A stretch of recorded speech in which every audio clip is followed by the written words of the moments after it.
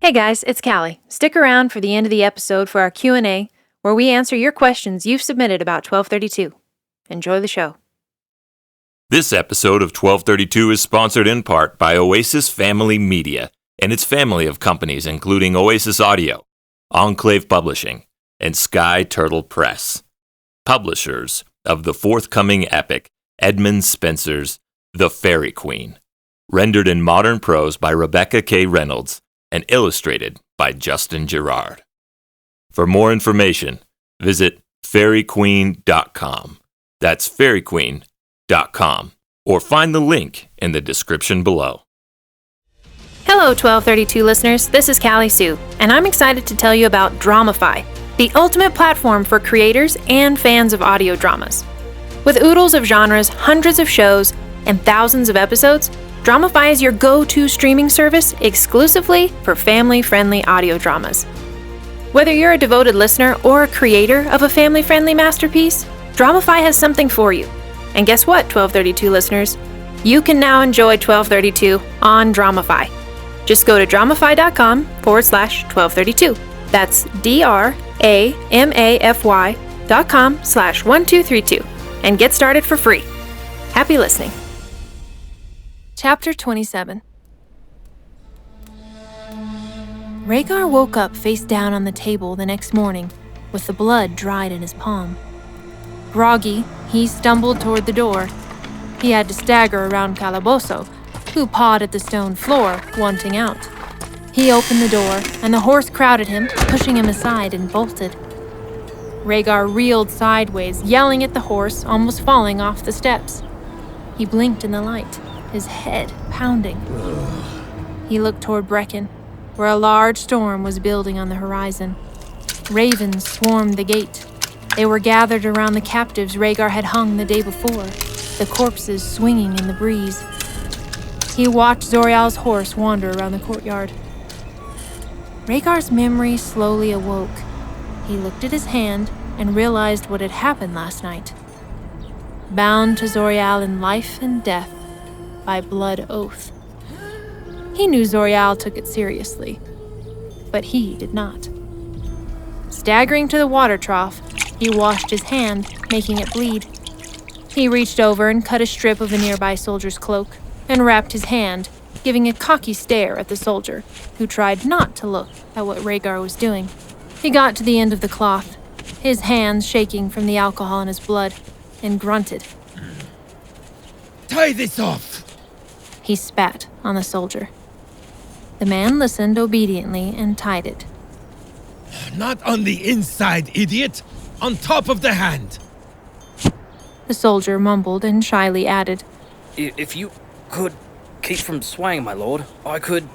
The man swallowed the lump that rose in his throat. He had said too much. Ragar looked at his hand, and his bobbing head brought a deathly stare to the man's wide-eyed face. Ragar gave him a dizzy smirk. The soldier quickly tied the knot, as Ragar stared hard at his hand, using every intoxicated brain cell to keep the hand steady. "Sir, it is done," the soldier said, holding his breath, after Ragar had been standing there for some minutes. Ragar took a step back. The soldier sighed in relief. Any other day, and that remark could have been his head. Ragar looked at his hand. Unless she had actual power over him, it was just another mind game she was playing, and he had seen through all of her games so far.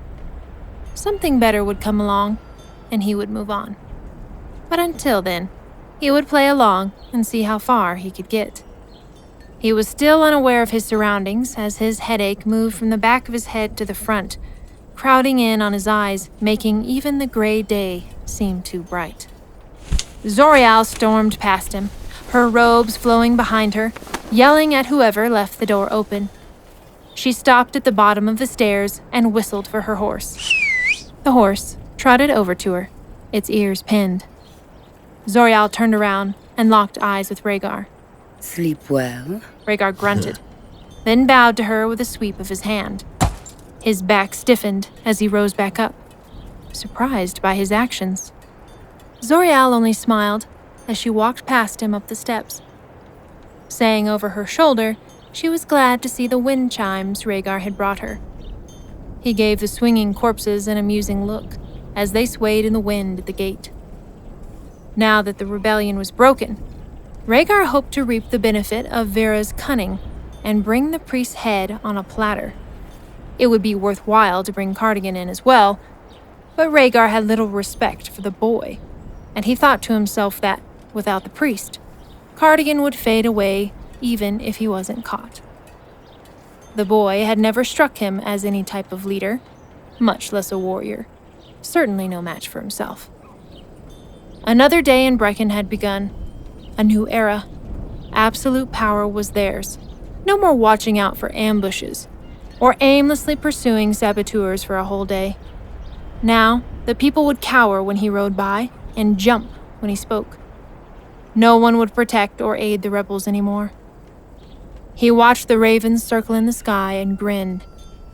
He would receive a message from Vera soon, and within days, the rebellion would be crushed for good.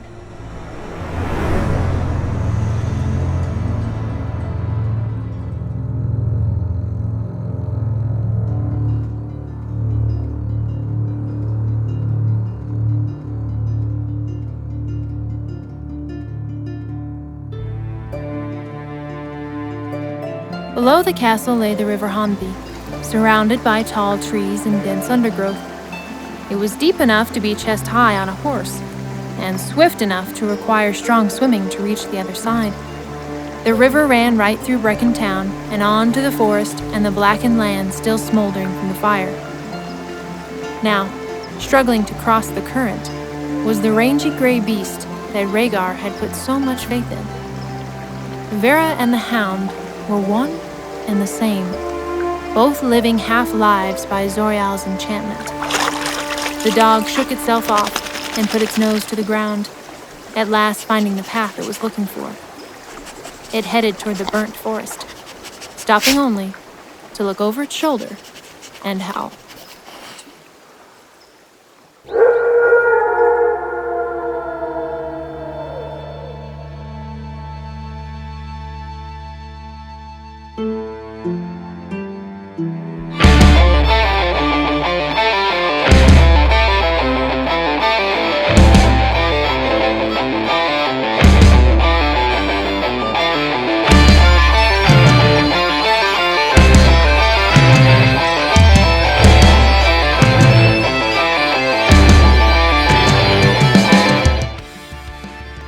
Croisa!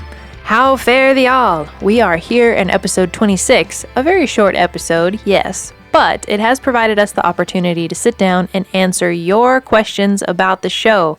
Welcome, everyone. My name is Callie Sioux, one of the writers and producers, directors, narrators of the show. I also have in studio with me today, Jhett Black. Hey, Callie. I'm always in the studio with That's you. true. Jhett is always in the studio. He is not only my husband and partner in crime, but he's also a huge part of the editing team and production team, also does a bunch of different voices for 1232. And even though Cheyenne is not able to be in the studio with us at this time, she has sent in her answers to some of your questions. Cheyenne Landry is the co-author of 1232 and my sister. She also included 7 things you didn't know about the making of 1232. We will be rolling those clips shortly. And we are going to answer some of the questions that you guys submitted to us. This is just a fun opportunity to get to know what's going to happen next in the show. Maybe you guys noticed some bloopers. Maybe you have questions about production. We're getting into all of that. So thank you for listening this far. We hope you enjoyed this last episode. Some things have been revealed to you in episode 25 and 26, and I'm sure you're beginning to paint a picture on what is going to happen next and possibly how the season is going to end. So here we go. All right. Jhett, would you please read the first question? This question is from Jalen Ware. Hey, Callie, my question for the podcast is, how did you create the sound for RumbleStump Entertainment? It's the coolest sound ever. That's actually a good one for you to answer because that's all you. Yeah, right on. Wow, thank you, Jalen. That's very cool. I really appreciate that because I love that sound too. That's The sound I heard immediately when somebody was referencing one of Callie and I's old bands called Gleewood, and they couldn't remember the name of it because, it's one of those names. Another one of those buried term names. And they were like, I think it's called, what was it called? RumbleStump? And both of our eyes lit up when we heard that. We were like, no, but that's a great name. Mm-hmm. And it brought so many ideas flooding. I don't know, whenever he said it, like I heard that sound, How we ended up recording that was just me going, RumbleStump. Like early in the morning before coffee. And I just kind of rolled my R's. And when I rolled my R's, I also worked on like a drum roll that I eventually put in digitally with like a timpani drum and timed the timpani drum with that. And also there was, I think I may have included a thunderclap and a reverse of some kind. And I think it was like I think it was a reverse thunderclap. Mm-hmm. That's what it was. And then after that, it's just like compression and EQ. Yeah, nice. So that's cool. It just made, I don't know. It sounds like some sort of earthly troll or something. Yeah, earthly troll or the tree itself or something like that. That became. We just love that name that somebody accidentally said to us, and we're like, that is going to be the name of our entertainment, recording arts and entertainment production company, RumbleStump, because we like the earthy sounds. We're hippies at heart, and so we want to incorporate as much of nature as possible. So that's a great question. I love that one. All right, next question is from Roberto, and he asks, how did 1232 get started? How did 1232 get started? Well, my side of that, I thought my sister was a little bit off because I was feral and I lived outside in the barn pretty much all the time. And that's where all my books, I took my books, I read constantly, but I was outside and my sister had a room that she would retreat to. And she spent so much time in there and produced the story of 1232, which when I read, I was completely impressed.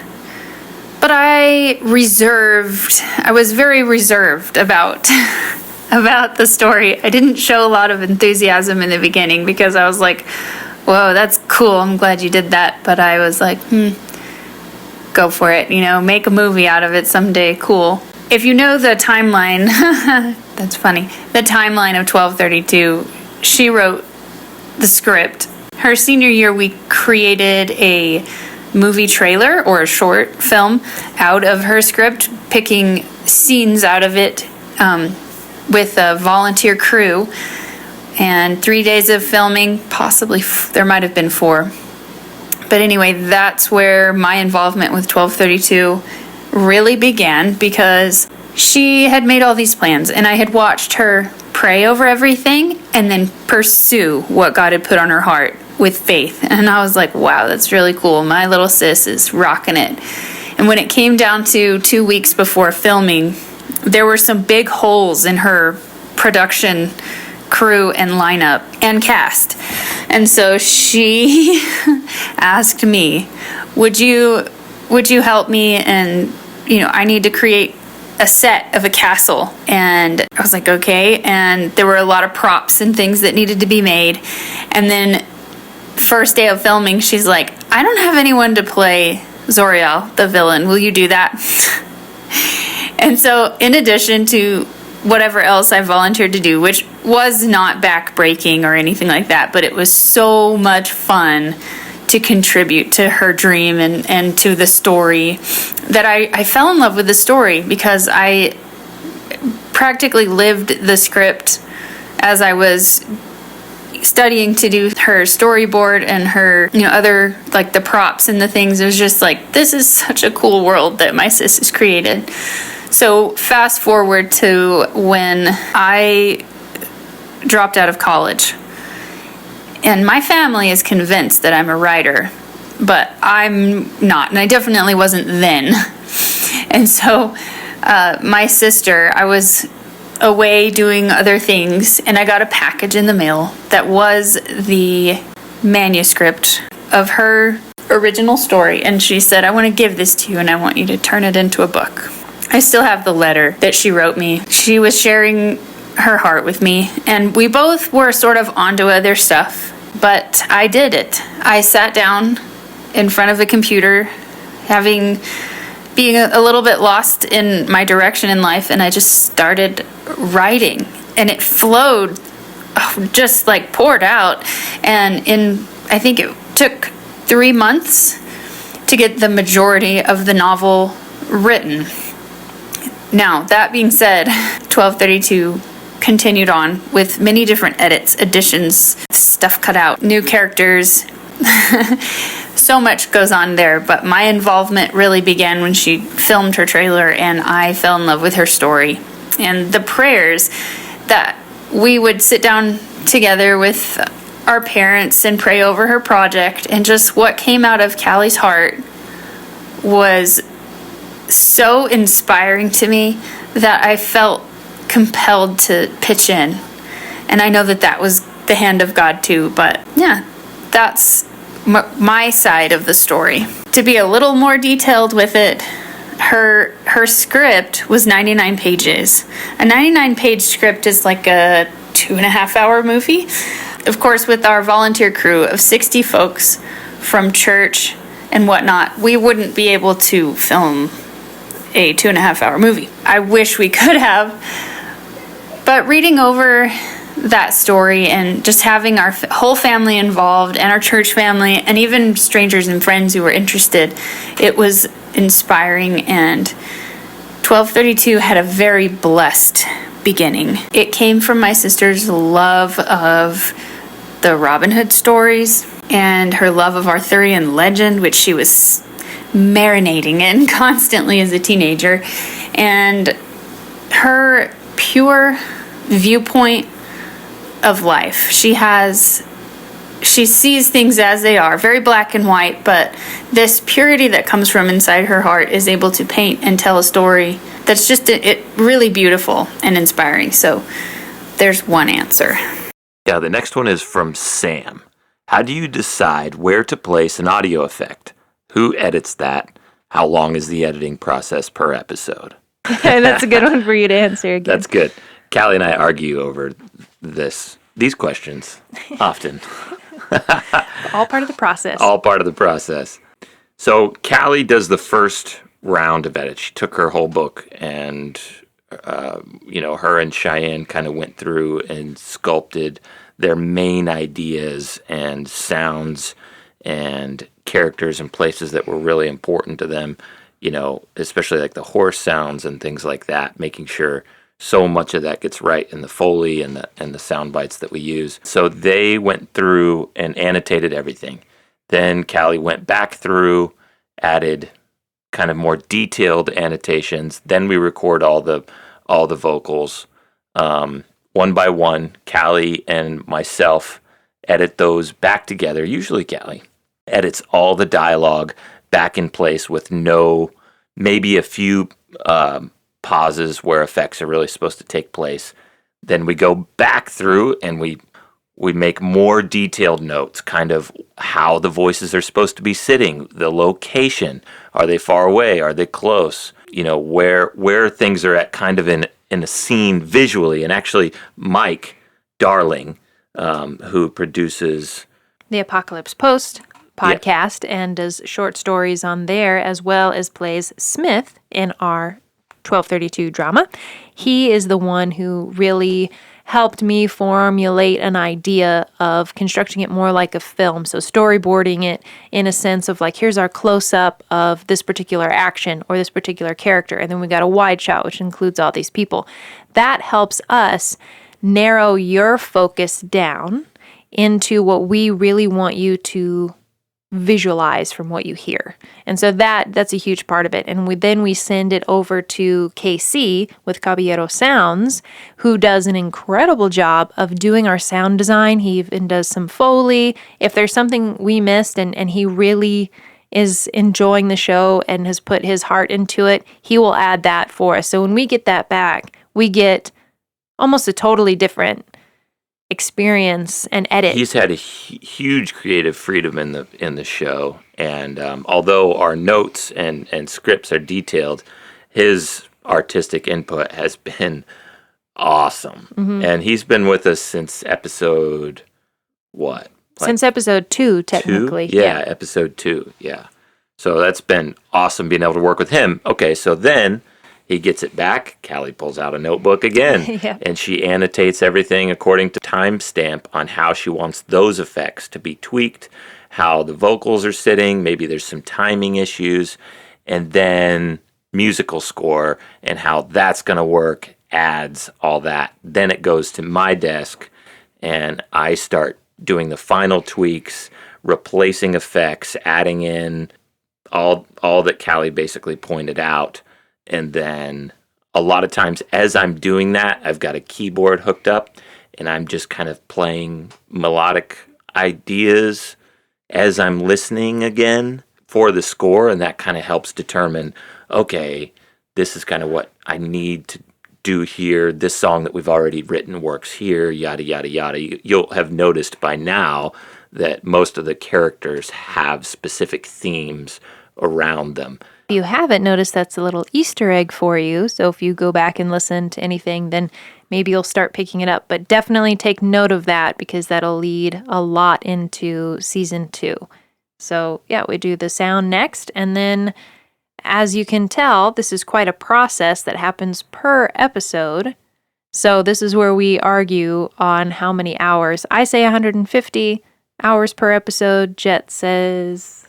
I think from actual inception of idea, conversation, you've been at this for years in the story. So if we weren't just starting with a story that was already made, it would be much shorter. But I think you have more like 300 man hours per episode. I'm serious. So that's how that goes. Next question is an anonymous one. It did not have a name attached to it. And this one makes me laugh because it's a little bit of a blooper. It says, why does Cardigan sound different in some episodes compared to others? This is our little inside joke of, oh, yeah. Well, maybe Cardigan is wearing a helmet because his voice is muffled. So we had so many things going on. We were working on so many, with so many different artists and actors. You know, you make blunders, and somewhere along the way, the vocal track for Cardigan got compressed or recorded in a strange way somehow, and it missed all of our people, all of our fields. It was just something that slipped through the cracks, and it only happened for like 3 or 4 episodes, I think. But it kind of sounds like he's in a helmet for. Well, that's what we episodes. decided. I think it technically was something that happened in the mic, or like Jhett said, something that we missed and didn't get to go back and re-record and fix, because a lot of our voice actors did remote recording. There's something that we missed, so we just say, oh, Cardigan's wearing a helmet. That's why he sounds like that. Absolutely. We what is it? The movie, A Knight's Tale. Yeah. When he gets the helmet smashed on his face. Exactly. Like yeah, the first joust. Yeah. Oh, that's another fun little Easter egg. Will Thatcher. If you did not know that I'm a fan of that show, of that film, what have you been doing? Okay, next set of questions are from some of our youngest listeners that we know of, and they're from Kaylin and Crockett, who are very much a part of this story. So we're going to do some rapid fire. Jett's going to ask them, and I will answer them. Kaylin asks, why did you make the story an audio epic? Because we couldn't make a film yet. Crockett asks, who wins in the end? Oh, you know what? I can't reveal any of that, but probably Jesus. He's a winner. Kaylin asks, what is the second book going to be about? Ooh, see, she's privy to some inside information. There is a second book, which would technically be season 3 of 1232. I cannot give any of that away at all, but it's a really fun, unexpected twist. Will Flint and Rona go back to the future? It's a good question. I think that has a lot to do with Flint and Rona, really, what they decide. Wow, you're a hard nut to crack, man. When are the actual books coming out? So if anyone here listening to the show would like a book set or would really enjoy owning the books, let me know. And the more interest we have, I mean, how many copies can we sell? How many books y'all want? I'll make some books. Crockett asks, how many more books is there going to be? Okay, the kids are focused on the books. They're reading age now. They are which reading is awesome. age. There could be at minimum 4.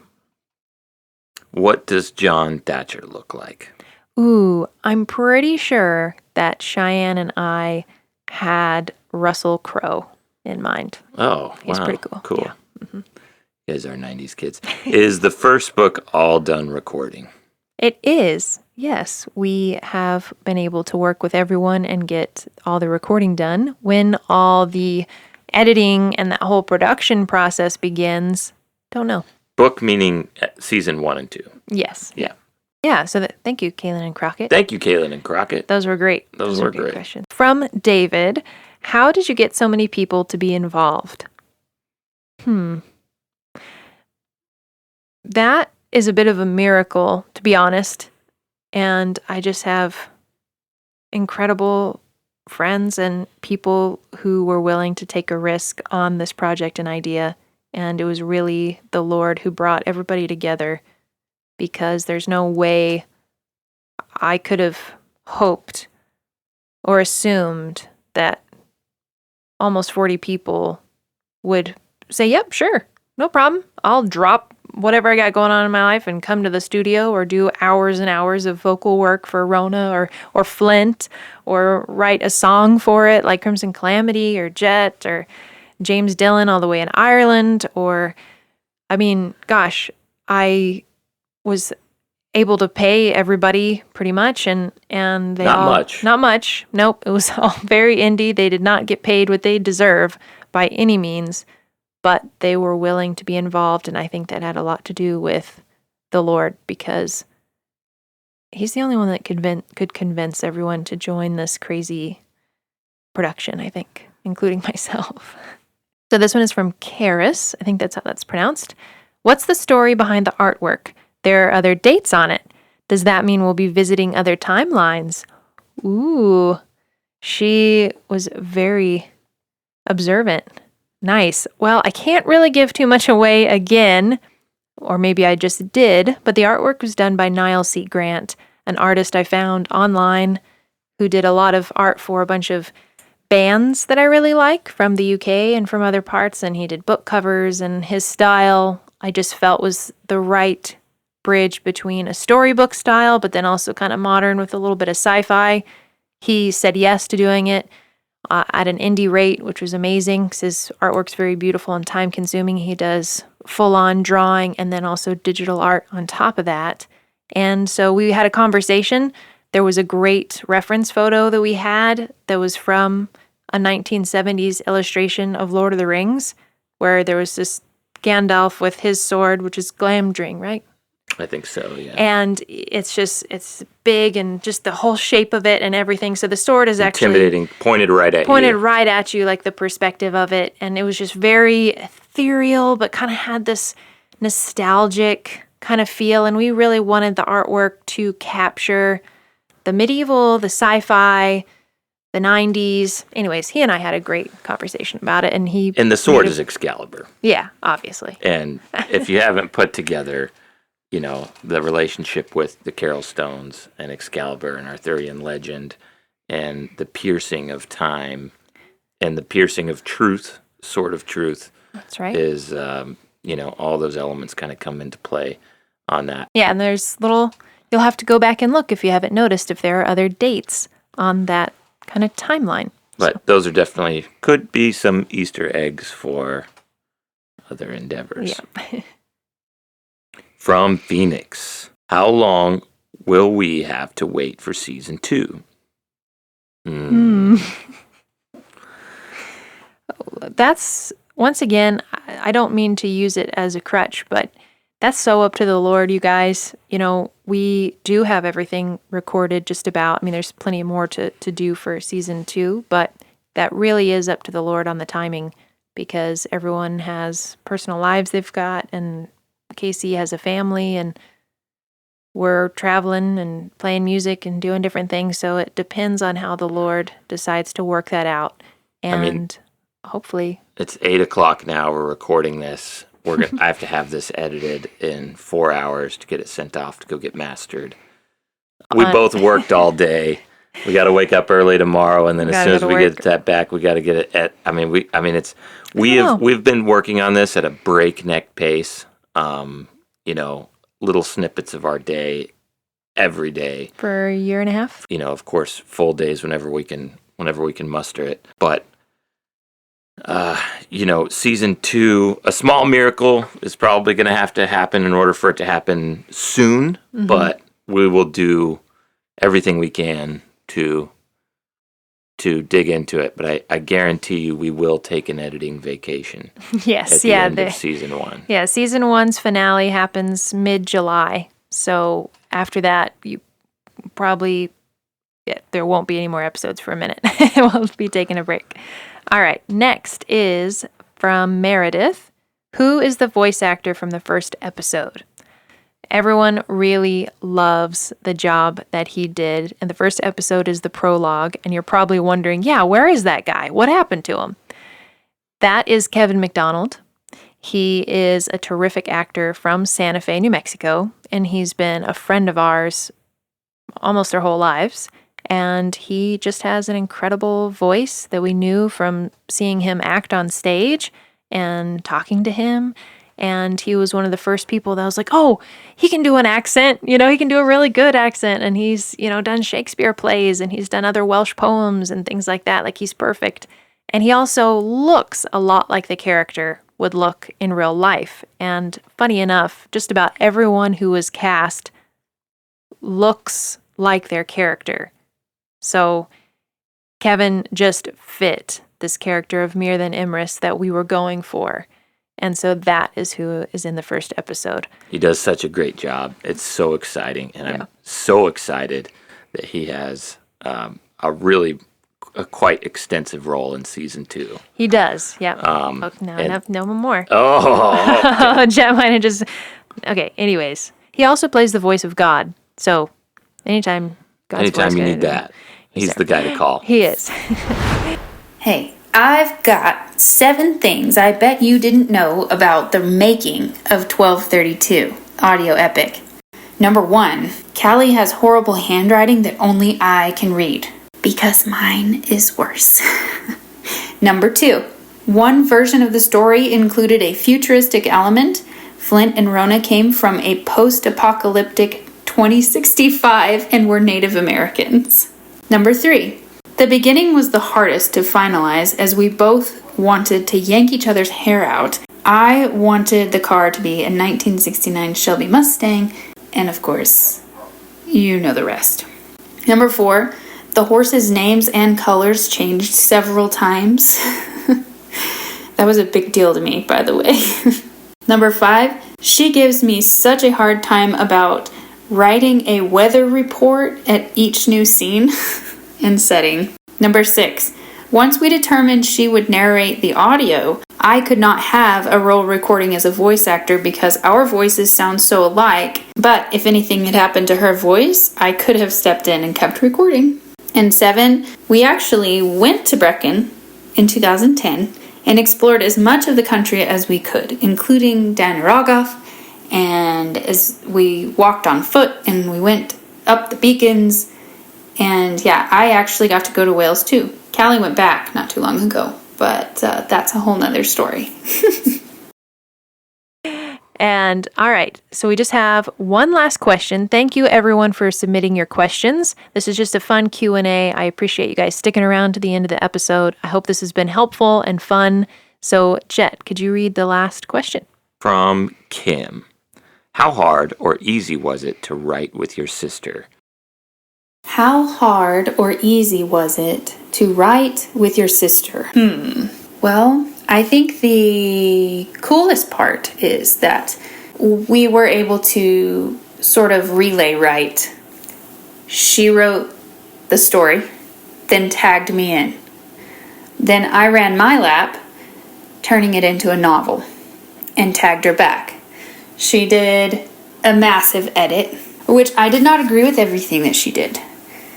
And then she tagged me in. I run my lap and do my edits.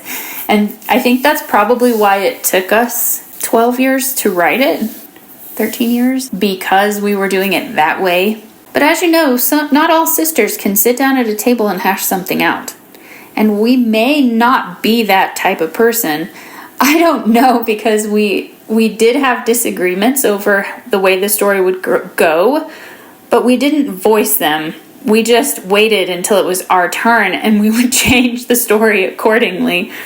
When we had an idea throughout all those years of I would get random texts at night or emails or calls, just like, hey, Flint says this, Flint this, or what do you think of this? And just like a link to some wild article about medieval history. Through that, we continued on, and one of us would do research while the other one was writing, and then we'd swap.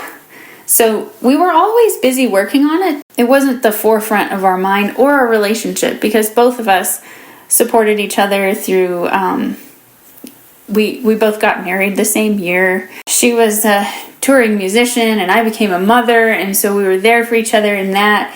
And I remember one time she came over when my oldest was a newborn with her notebook, a legal pad, trying to get the story moving along. And I was so tired, and I didn't get any sleep, and I was just like, I will try.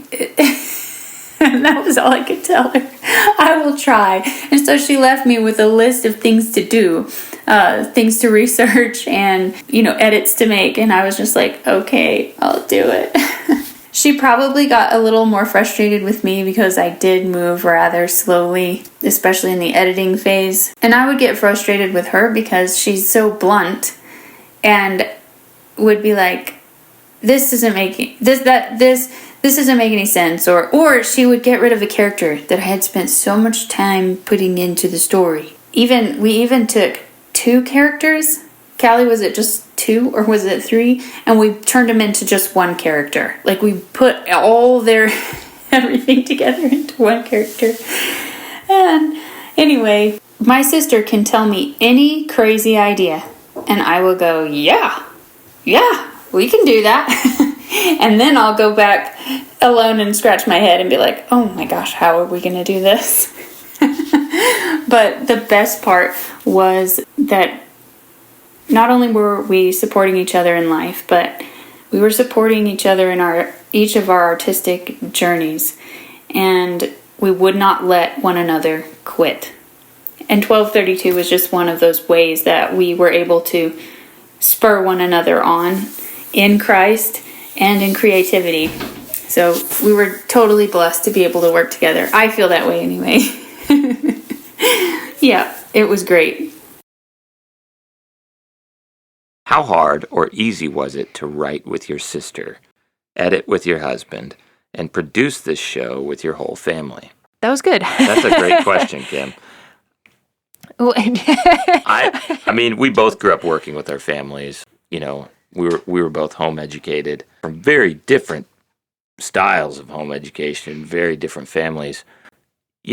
Growing up that way, of course it's hard and it's challenging, but you learn how to work with your siblings. You learn how to work with your family. You learn how to work with your parents and grandparents when you grow up in that way, and your whole family Callie is so creative, as is mine. But, when I first met you guys, you were always your whole family was putting on plays and musicals. Every time we go home, they rally us into some kind of living, what are they called? Exhibition. Yeah, exhibition of some kind. We just grew up doing things together like that. My whole family, your family too, even the working aspect and the creative aspect. My sister and I, Cheyenne and I, are several years apart, and we've butted heads plenty. And even over 1232, because the story took so long to write, these 14 years, we changed a lot. It doesn't look very much like the original script at all. And we would argue over something, maybe an idea that we had, or a thought, or a name change, or a place. And then we would go to bed, pray about it, call each other the next morning, and the Lord would kind of bring peace to that decision. And one or the other would be like, nope, you're right. It should be this way. And that is really what, thankfully, we made room for, was for our relationship to be first, our relationship with the Lord to be first, to where 1232 could not get in the way. And I think that just opened up a lot of creativity for the two of us. And it was a difficult process because we didn't sit down and write it together. We were doing it apart, and many years apart, and many life situations. We both had to put the story down for many years, pick it up, put it down, pick it up, put it down, till finally we got to finish. And then Jhett and I have just always worked together, play music together and work together, and, you know. Nothing good comes without a struggle anyways. Yeah. I mean, really. Yeah. I mean, you know, we do work together really well, but we struggle, and there's lots of resistance and you know. There's arguments. There's arguments and give and frustrations. take, but, you know, that's just been a part of our process. And that, I think that struggle, that obstacle, that resistance is so important to making good art and also life. I think that we've forgotten in this day and age that like struggle and resistance and obstacles and courage is what we really need to live a fulfilled life.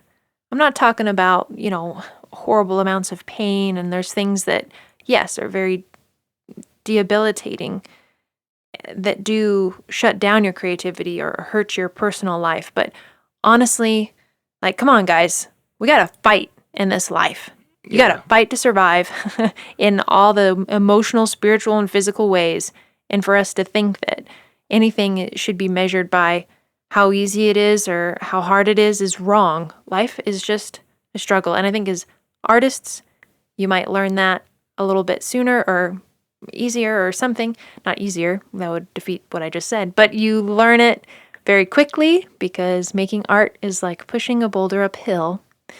And also, you know, the other artists that we worked with, and, you know, so much of Callie's family that was involved, you know, I think we were open with them and they were open with us that we wanted excellence. Everybody was striving for excellence. And, you know, as you get older and as your skills grow, this is how it was for us, you know, we got more confident as creatives. We got more confident as audio designers, engineers, composers, songwriters, voice actors. So, you know, could we have done this when we were younger? No way.